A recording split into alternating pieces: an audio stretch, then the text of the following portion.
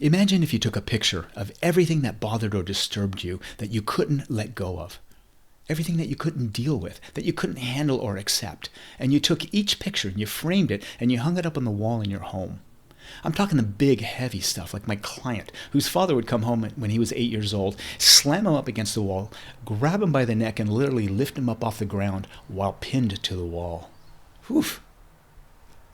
Let's make that a big picture and put that in the living room. Or my friend, whose mother said that she was a mistake and never wanted her. Brutal. Let's make that a poster. Put that on her front door so she's reminded of every day when she leaves her home that she's unlovable and not wanted. Other big stuff too, like your parents' divorce or your divorce. But even all the small, annoying stuff that you couldn't let go of. The petty argument that you got in with your boyfriend at the restaurant last night over dinner. Or the neighbor that didn't wave back at you. Why didn't she wave? I know she saw me. You have all these big, heavy stuff and these small, annoying things. And you have these framed pictures everywhere in your home. So now you're making dinner and you're looking at a picture of the restaurant last night that you got in an argument with your boyfriend. You take your meal to the dining room to enjoy your meal, but now you're looking at your mother-in-law because it's the same meal you prepared over Christmas and your mother-in-law said you're a lousy cook. But these pictures are everywhere. They're in your hallway, they're in your bathroom. You're brushing your teeth and you're looking at a picture. You're in the shower, you're looking at a picture. You're in your bedroom and you've got pictures on the walls. You even have a big picture of your ex-husband on the ceiling. It's like a fresco. You haven't seen your ex-husband in 4 years and you're staring at that and you're wondering why you can't sleep.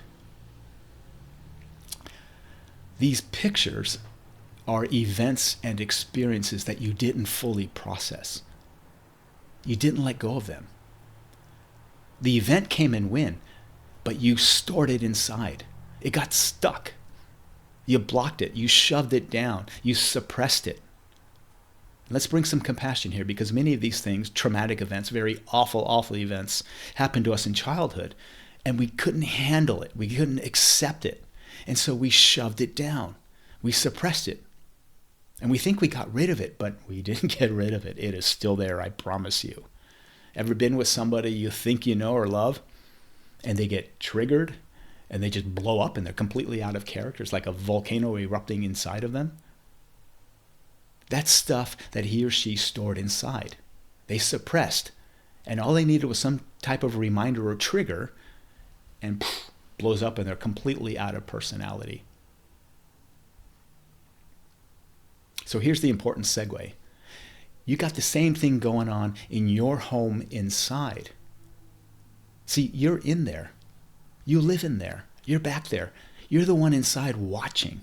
Hey, hello. I see you in there. That's your being. Consciousness, awareness, your spirit, your soul, whatever word you want to use. Your true essential self is in there watching everything. It's been there all your life. And your being is looking at all these pictures. And it is ruining your life and depleting you of your energy. And my question to you is, why do you have these pictures on the wall? Why are you keeping all this stuff alive? The past only exists in your mind, in language and in words. It's a ghost. You probably haven't seen your ex-husband in 5 years, and yet he's still right there, prominently displayed in the living room.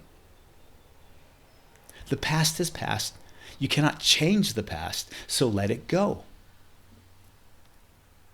Not easy, and we don't do it. If you had sushi last night for dinner and you had food poisoning and you threw up all night, you wouldn't ask the sushi place to get some to go so you can eat some more tomorrow. No, you throw that stuff out. You let the experience pass through you. One quick comment here, because I get some great feedback and people are saying, well, I need these experiences and memories. I need to hold on to them because that shapes who I am and my personality. I am saying, don't keep the experience alive in your head. If you burned your finger on a hot stove when you were 8 years old, you don't need to keep reliving that experience every day to remind you not to touch the stove. If you did do that, you've probably been in the kitchen a million times and you've never burned your finger on the stove again. Your mind is brilliant. It remembers that. But you don't need to keep it alive. You don't need to store it and keep reliving and rehashing and replaying that, because that is what's ruining your life and depleting you of energy. Hope that makes sense. But if that's not enough, our mind is also projecting and imagining the future, trying to predict and protect ourselves from the future. So we worry and we're concerned and we're anxious. Anxiety is future oriented. Because your mind, my mind, our human mind creates time. I'm not talking about the time that your iPhone says. I'm talking about psychological time, the illusion of time, past and future. And we probably 90% of the time are living in the past or future and very rarely experiencing the moment we're in right now, the present moment, the now, which is all you have. And you get to some point in your life, probably midlife, where it's this accumulation. We have so many pictures on the wall and so much anxieties about the future because certain things didn't go your way in your life. And this accumulation is draining you. It's killing you. It's robbing you of your joy and vitality. And that's what I want to talk to you about today. See, when you drag your past, when you stop dragging your past, you collapse the future and you come into the present moment, the now. Because pain from the past influences fear in the future. Pain from the past influences fear in the future. I'll give you a couple examples. You had your heart broken and you never want to date again, but you meet this guy. He's just, wow, he's amazing. He asks you out. But you put up all these walls because you're trying to protect your heart. And so you sabotage the relationship like, no, I'm not going to go on the date. I don't want to get my heart broken again. I'm done dating. Or you're a strong person. You have will, tenacity, and you're like, okay, I'll take the date. I'll go on the date. And the whole time you're on the date, you're comparing and judging this guy to your ex. Oh my God, he ordered the same thing on the menu as my ex does. I can't believe that. This guy doesn't even know your ex. What are you doing? You're sabotaging a potentially great relationship because you're dragging your past. Pain from the past influences fear in the future. He doesn't remind you of that. You're reminding yourself of your ex. It's not his fault. He's just ordering off the menu, being himself. He doesn't even know your ex. Another example, a little closer to the bone and hurts to talk about, is my mother or a friend that both were huge dog lovers, and when their dogs passed, they couldn't bring themselves to get another dog. Believe me, I have compassion. I have a dog and love him to death. I will be devastated when he dies. But because they couldn't deal with the experience, they're depriving themselves of getting another dog. I understand. I have compassion. I just want you to understand the mechanics of our mind. Pain from the past influences fear in the future. And it's depriving us, it's robbing us of some of the joy and vitality. And if we stop storing the past and we live in the present moment, our life opens up and expands. I hope that makes sense to you. Look, being human is hard. Being is easy. It's the human part that's hard. Like, huh? The English language is brilliant. We're so complex. We need 2 words to describe us. Human being. My dog is not a dog being. A cat is not a cat being. But we are a human being. The being, our being, is our true essential self. And our being is whole and complete. Has no sense of lack. Nothing is missing.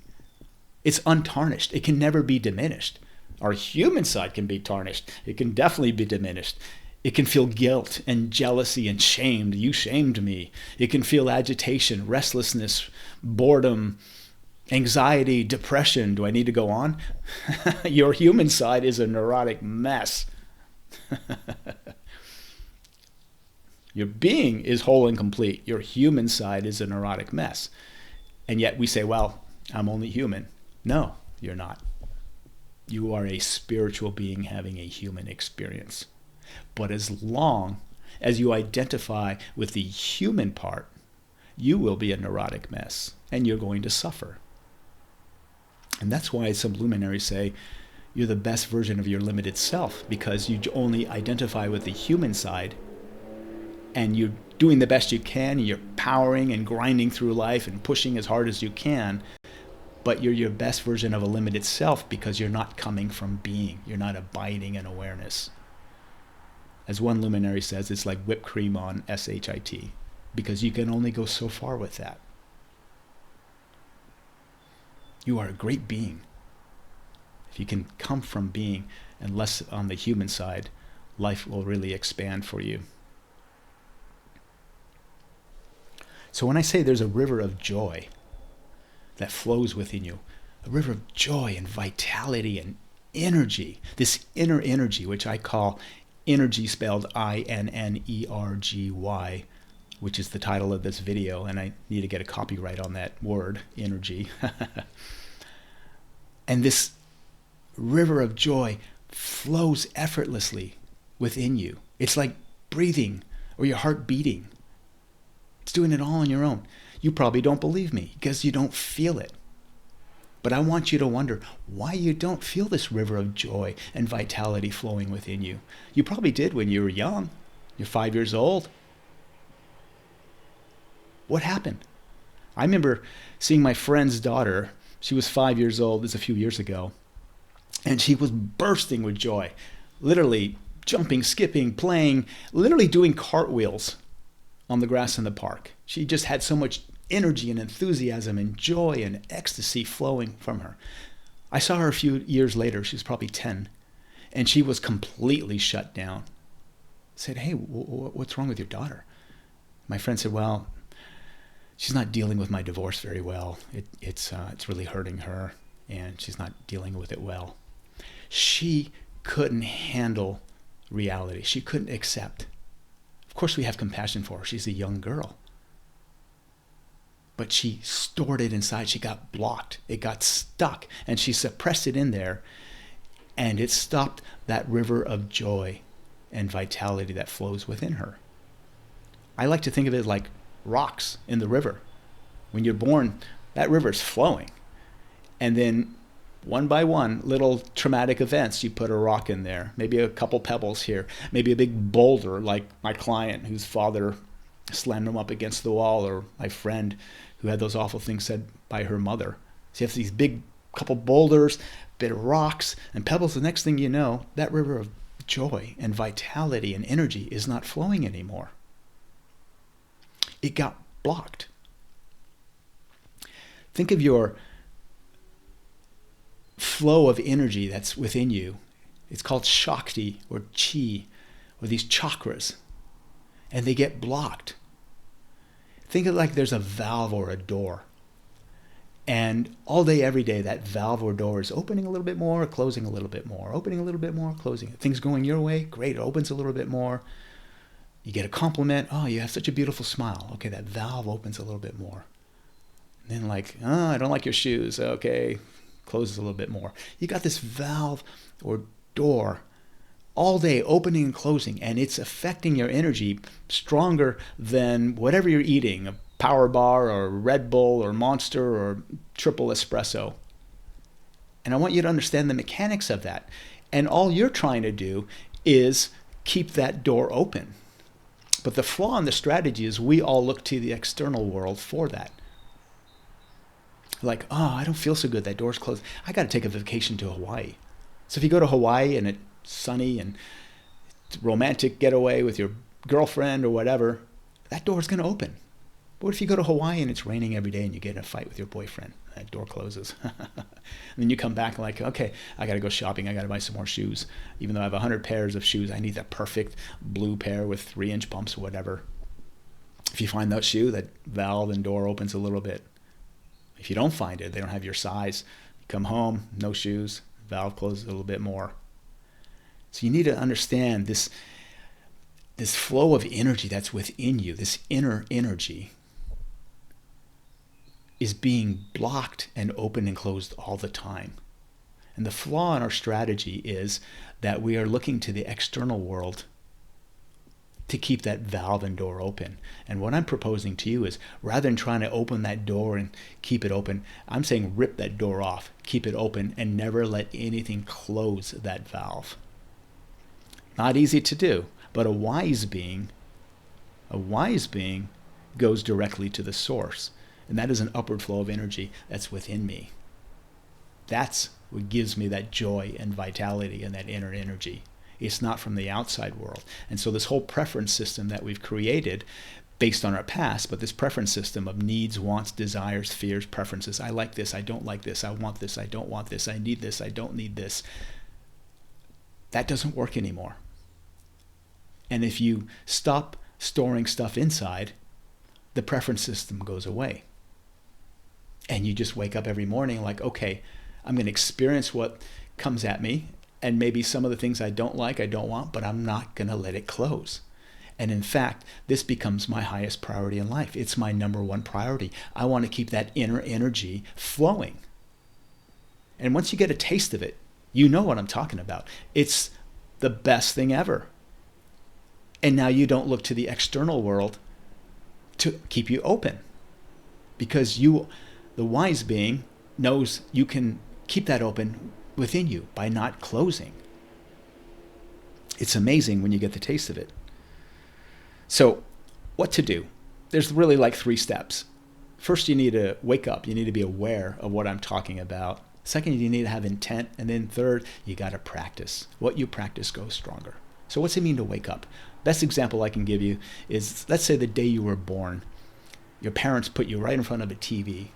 24/7, you're watching TV, getting lost in the TV shows, cartoons, the Kardashians, Real Housewives of Beverly Hills, the best of the best TV shows on TV, right? Your whole life, 24/7, you're looking at a TV, you're lost in those TV shows. And now you're an adult, and I come into the room, and I rip the TV off the wall and throw it out the window, which I would love to do for you. You might like go into a state of shock, you'll be discombobulated, you'll be disoriented. But then you go, whoa, I'm over here on the couch. All your life you thought you were in the TV shows. But no, my existence is independent of that TV. I'm back here watching. That's what it means to wake up. And that's why I said, you're the one inside watching. You live in there. You're watching everything you experience, everything you think, everything you feel, everything you see, everything you hear. Thoughts, feelings, sensations, perceptions. You're in there experiencing all that. Your being, your true self, your essential self is back there watching all of that. That's what it means to wake up. So you become aware of that. And that your existence is independent of that experience. You are the awareness where all experience happens, but you are not the experience.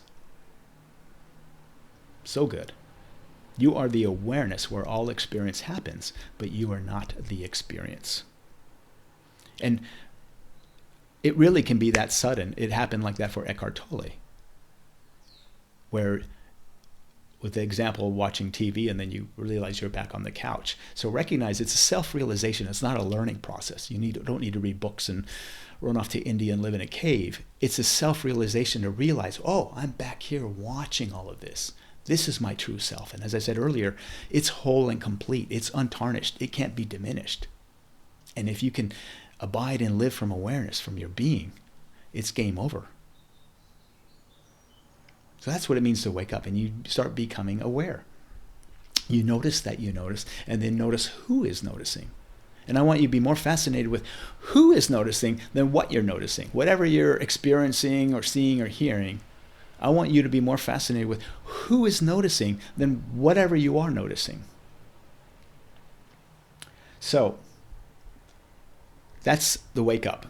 The intention is, I want to keep that valve and door open. It's the highest priority in my life. I want it more than anything. How do I do that now?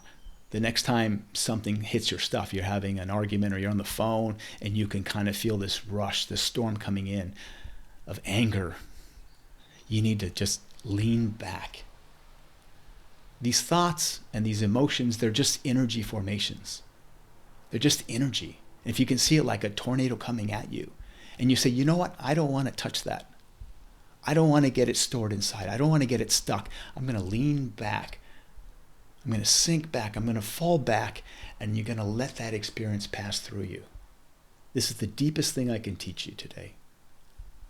You have the intent. Now you have the awareness where you put some space and separation. You can see it coming. You're like, I don't want this inside of me. I'm going to lean back, fall back, sink back, relax back, and let it pass through me.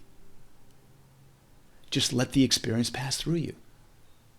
You're a sentient being. You might feel some stuff, but it's not going to get stuck in you. You'll feel it, and it's like writing on water.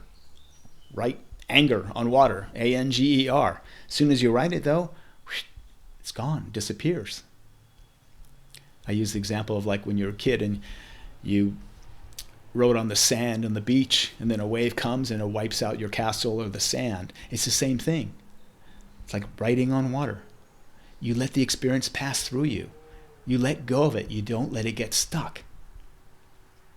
It's amazing if you can do that. And it takes some practice.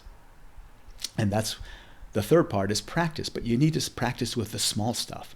You don't go for the big trauma events, the big boulders, or the big pictures and posters in your home. You go for the little pebbles first. Why didn't my neighbor wave it back at me? I don't know, maybe she didn't even see me. Maybe she had a bad day or a pimple on her face and didn't want me to see that. So you let go of that. And the text message that you got this morning, or the client that was mean to you, or your manager said, you're not doing a great job, or the argument you got with your boyfriend or girlfriend. Practice with the small stuff. It's easier. And you start realizing, hey, I can let go of that. I don't want it in me. I don't want it in me anymore. And you can get to the rocks and ultimately to the boulders, the big trauma. And you say, I want all that out of the river. I want that river of joy and vitality flowing just the way it did probably when I was 3 years old. I want it flowing again. And I want my home, I want to take all those pictures, those framed pictures off the wall in my home. A wise being knows the source and doesn't store anything more inside. It's completely present in the moment. I want in my home 2 mantras. First of all, I'm taking down all the pictures. The pebbles, the rocks, the boulders, everything. I have nothing stored inside. And by the way, when you stop pushing more stuff down, the stuff inside that you have stored, and we all have stuff stored inside, that stuff naturally wants to come back up. Your natural state of being is this joy and vitality, this river of joy. So when you stop shoving more stuff down, when you just start experiencing life and you stop shoving and suppressing, it now has the ability for this stuff to come up. And you may find you're just driving and all of a sudden you start crying because you're thinking about your parents' divorce from 25 years ago. It wants to come up. But now, because you've practiced not putting anything more down, you let it come up. And by the way, it's going to be painful coming up. You're going to cry and maybe feel it. It was painful when you shoved it down. It's going to be painful when you come back up. But you want it out. And you let it come back. You relax and release. You just relax and release. You lean back. You're like, all right, let it out. Deep breath. Whew, and it's out. And one by one, those rocks and some of those boulders start coming out. And you just start feeling lighter. You're feeling levity. And you've got a kick in your step. And life isn't a grind anymore. You have to power through it. You're just like, life is great.